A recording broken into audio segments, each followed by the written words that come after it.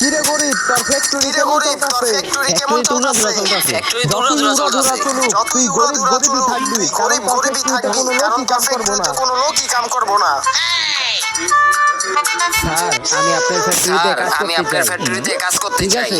ঠিক আছে, কালকা থেকে এসে বলো কাজ করতে। ঠিক আছে স্যার, আমি যাই।